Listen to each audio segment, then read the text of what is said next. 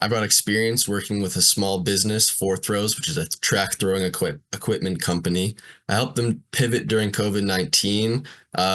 Their main market and main sales were to coaches and to school to supply for their track seasons. But during COVID, when all those seasons were shut down, the owner who I was close with was a bit in shambles, didn't know what to do and didn't know where to turn. So I suggested starting like kind of a marketing campaign for individual athletes, and they can practice in their front yard, backyard, and just during the off season without needing a coach. And so there's still a value there. This has given me experience and knowledge how to kind of navigate the ins and outs of uh, kind of tumultuous downturns of times for companies. My ability to innovate and build relationships with people has also been pivotal in shaping SideQuest's early momentum.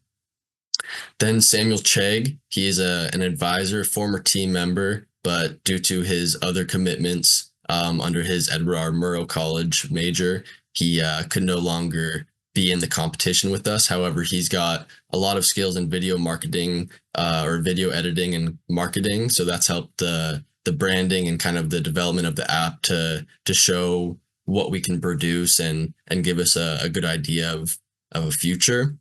Amani Cruz, she's our chief operating officer. She's a junior studying business management and entrepreneurship.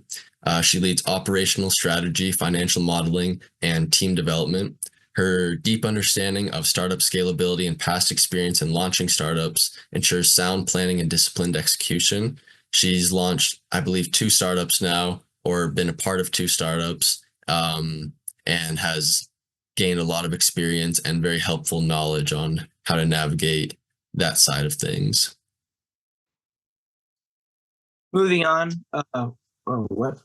Sorry, I'm getting a call. Kidding. I do apologize. Okay, sorry about that. Wow. That was unfortunate. But anyways, getting right back into it. Let's start talking about the piece of the pie that we're trying to get. And that is our market opportunity. And the experiential leisure market in the United States is valued at over $1 trillion. And this is driven by a strong demand from young adults seeking affordable, unique experiences. This demographic actively looks for social engagement, but often struggles to discover and commit to new activities, creating a significant opportunity for SideQuest to fill that hole in the market with personalized, accessible recommendations. And like I mentioned, that market size is the total available market is just over 1 trillion at 1.2. And then our serviceable available market is 96.4 billion. And then our serviceable obtainable market is 5 billion, which is quite a lot to play with here. And we'll get into further detail of how we're looking to get a piece of that later in this presentation. So how SideQuest stands apart and differentiates itself from kind of the mainstream event aggregators like Eventbrite and Google Trips is we tailor the recommendations to the person, as well as finding more niche opportunities such as farmers markets or grand openings of small coffee shops, things that don't get as much press or as much kind of media attention as they may like. We do this by using AI to kind of scour the web and find these different events. I know personally here at WSU, a lot of the time you don't know something's happening until you walk past a bulletin board and it's just pinned up on the corkboard. And unless it's got some really cool colors or design, it's unlikely that people will really be attracted to it. So with SideQuests, these are directly to your phone. Along with this, we have a gamified system. This includes badges, progress tracking, and rewards, which encourages routine engagement, making exploration effortless and rewarding. By targeting young adults who struggle to break from routine, SideQuest fills a gap in the market, providing a personalized, engaging way to discover new experiences. On the right, we have 2 screenshots from our app wireframe.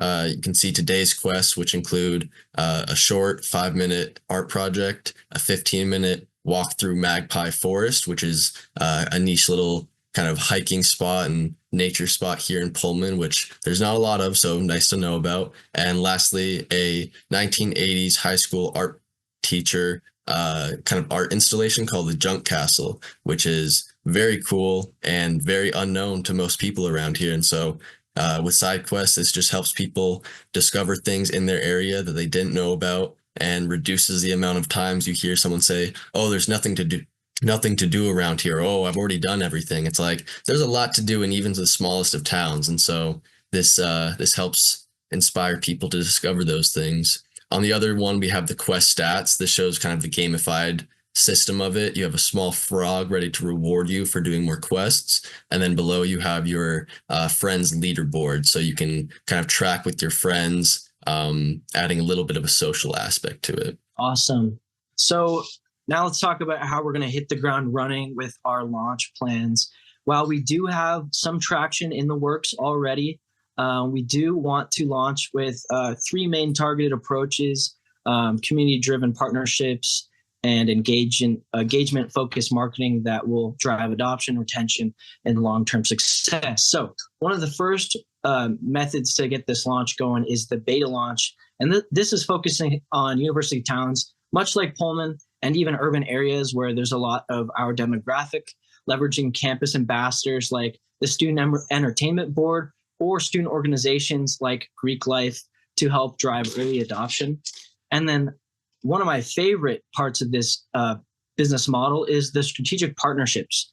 And that involves collaborating with local businesses, event organizers, and universities to provide exclusive activities and incentives, integrating SideQuest into student and professional life. And what this could look like is, say a new taco truck or food truck comes into town and they're really having trouble getting their traction up.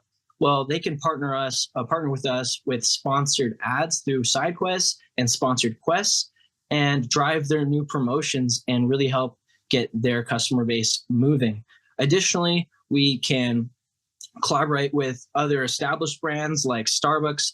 And I will admit this Starbucks cup here on the right is AI generated, but it's just a taste of the type of tangible rewards that we can provide our customers for committing or completing quests. So a new franchise 5 minutes. Got you. Thank you. A new franchise of Starbucks opens up in your town and they're looking to get traction, which I'm sure they don't need help with, but this is just an example. Well, we partner with them. We have a SideQuest branded Starbucks cup, and that helps our users get there, try the new Starbucks in their community, and get a tangible reward for doing so. And then finally, we have social media and influencer marketing, which utilizes these outlets for people to doom scroll like Instagram, TikTok, Snapchat, etc., to steal their focus onto stuff that really matters. And I will admit that this is a mock promotion with Gordon Ramsay or collaboration. But what I will say is Gordon Ramsay is a prime candidate for the type of influencer or celebrity that we would want to work with at SideQuest, because while he is a world-renowned Michelin star chef, you can see him getting out of the kitchen, getting out of his restaurants, and doing things in his communities, much like his franchise Kitchen Nightmares. But that is our go-to-market. So some of the traction that we've developed at SideQuest and produced so far, we've completed the website and mobile app wireframe. You have a quick walkthrough of the onboarding process at the bottom of the screen, from the signing up to the personalized, what kind of things are you into? And then again, the today's quests, a deeper look at the art project. And then this is a quick look at the minor social media aspect we have, where it's a disappearing feed. So you can see either their sponsored quests, such as events that are going on, or people with stars, such as, let's say, Gordon Ramsay, if he's doing one, and then your friends. But all of those go away after 24 hours. So you can't sit there and keep scrolling. It's more so just to document your quest, see other people's journeys, and then it saves into your own little portfolio for your Polaroids. That's 3 minutes. On top of this, we have begun user testing in university communities to collect insights from our target audience and recorded the feedback. We've got great feedback. Over 50% are saying that they would be more than interested in downloading. Some at first were confused of the purpose, but after reworking it and going back, the second round of user testing proved much more successful and was a clear understanding. We've also started exploring partnerships with local businesses for exclusive activities and incentives, including talking to the Student Entertainment Board about possibly promoting their activities if we launch. The funding amount required, we're looking for $290,000 in funding. This is to cover first year expenses and then give us a boost for the marketing campaign we hope to do in the second year. We plan to secure these funds through friends and family, startup competitions, and crowdfunding platforms like Kickstarter. This team may also consider investors as we scale. Funding will be raised in stages to support development, marketing, and user acquisition leading up to our beta launch and expansion. And to expand on that 290,000, here's to show what it can equate to in our 5-year pro forma. So the revenue model is a $2 premium model per month, which is low, kind of around what Snapchat Premium is. And one of our main goals is to only show sponsored Quest ads. That way we're not smothering our users with nonsense that they don't need. And using the revenue per 1,000 impressions, we projected ad revenue alongside premium memberships, revenue using projected downloads while assuming under 50% would opt for the premium version. And our 5-year pro forma outlines revenue, expenses, net income, demonstrating a scalable and sustainable financial model. And yeah, I know what you're thinking, $7 million in year 5 sounds like a lot of money, but when you're looking at our serviceable obtainable market at $5 billion, this is really only 0.14% of that total market share after 5 years. So while this may seem a bit aggressive, I think it is certainly attainable. And if we have just a little time left, I wanted to show you just a little traction that we've made. This is some screenshots from our website.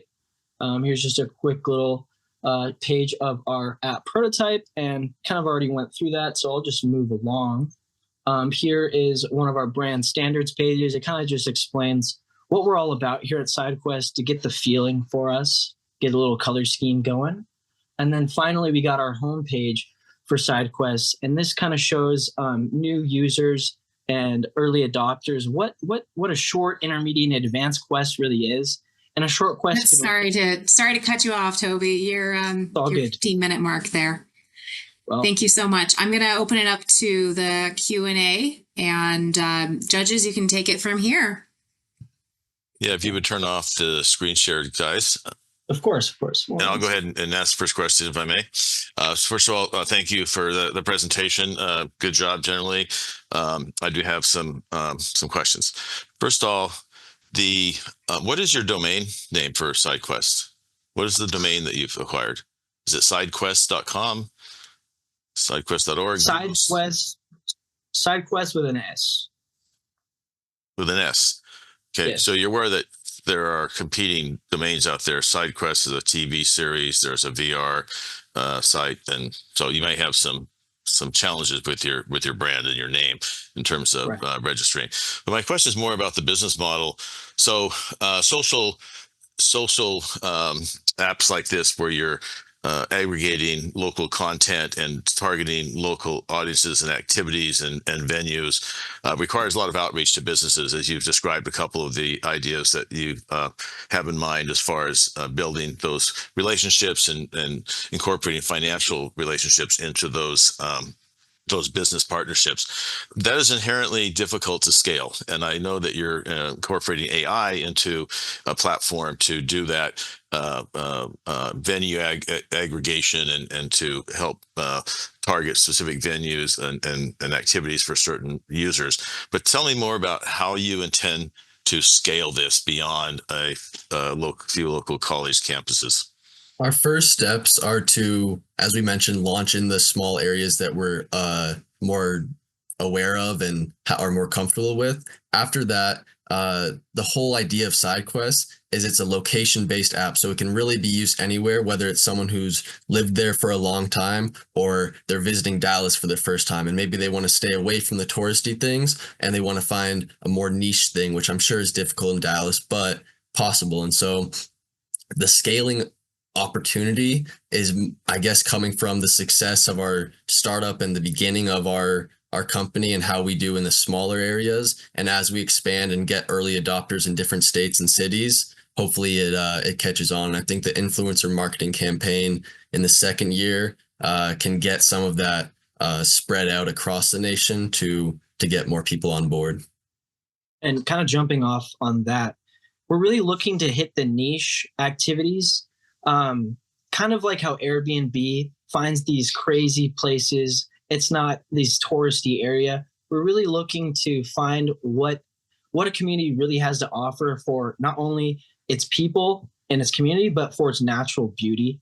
So this can be done with anybody. They could be on the road. They could be anyone who has seen our product through social media or anything. And if I may, quick follow-on question, since you brought that up.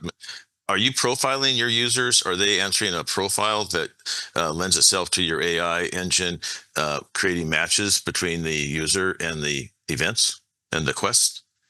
Yeah, that's one way we'll do it. They'll have their onboarding survey, which kind of narrows the focus, but using AI and, of course, their online data, we can kind of curate more suggestions for them. And of course, any quests that they do complete, they'll be able to rate them.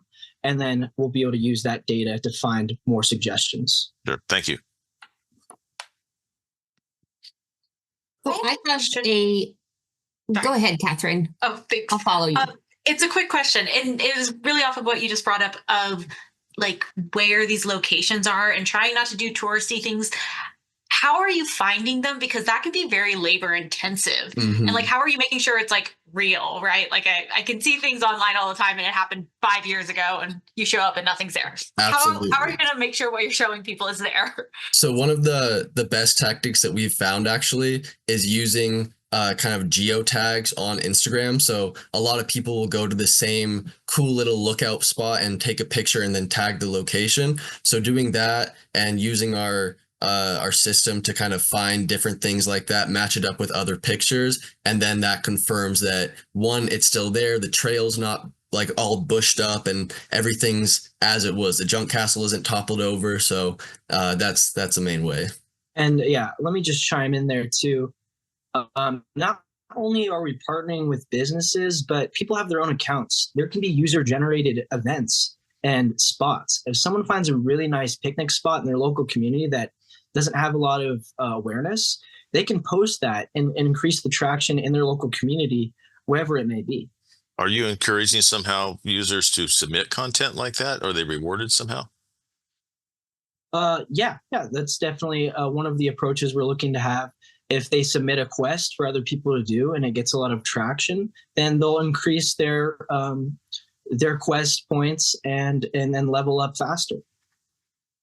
One of, I think, the more like standard way they're being rewarded is we are looking for them to kind of take a picture of the quest to update our system, and then that picture goes into their little portfolio that shows them all their little adventures that they've gone on, which also saves camera roll space where you don't have to scroll 10,000 pictures to find something. Yeah, and they can choose which quest they want to have public. So if they're really proud of a certain quest or really think more of their community should engage in a certain quest, they can have that go public, and of course increase traction for that specific quest through that means as well. Thanks, Toby. Thanks, Nathan. A point of feedback and then also a question that are unrelated. So I heard earlier this week that 93%, if you're 18 years old today, 93% of your remaining free time of your life will be spent on a screen. This came out of UC Berkeley MBA and it blew me away.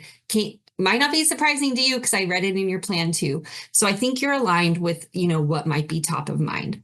I see this as a great opportunity, but I also see that people might be concerned about digital versus the real world. And you guys have a hybrid approach, getting out into the real world, but I didn't hear that necessarily in your message of getting out into nature. So just something to think about. My question is, I saw less than 50% in your financials will opt for the premium model. I didn't see the exact number. And I was also wondering if it's near that 50%, is there something that supports that many users in the industry would opt premium versus using the free version?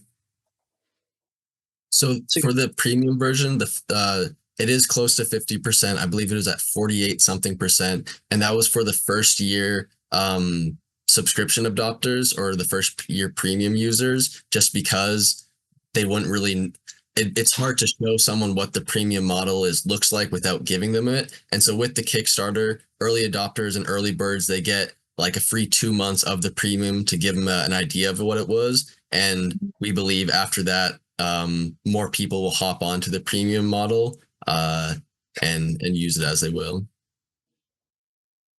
What primarily differentiates premium from basic model as far as functionality? One of the cool aspects we had, thank you, Rachel. One of the cool aspects we were thinking of is having kind of early access. So if a concert or an event is coming to the area, you can get kind of an early access accessibility to the tickets, along with events that are opening up, like a farmer's market or something. Things that are a bit more exclusive, like a speakeasy or something, like an invitation to a speakeasy. Toby, you had something to add? Yeah, additionally, no one really likes ads. Of course, our ads are supposed to be curated to sponsored quests from partnered businesses, but the premium will also get rid of these ads too, just to streamline the user experience a little bit.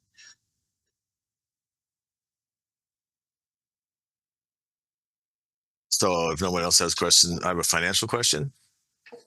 So your financials that I have in your business plan show that year one, you have a ending cash balance of $59,600. So since you are not raising that money that you're losing, who are you stiffing, your vendors or your employees to make up the $60,000 in negative cash flow?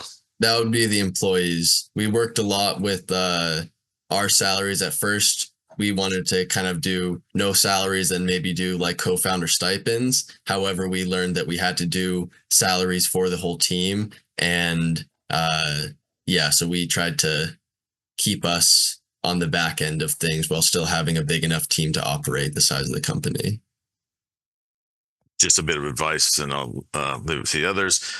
Plan to raise enough money so you're not ending in negative cash flow position before you spend it. Raise it before you spend it. Very good advice. Thank you. Yeah, and Sorry to interrupt, but that's actually it for time. Oh, okay. Yeah. Sounds good. Thank you so much, Toby and Nathan. Thank you guys very much for your time. I appreciate the feedback.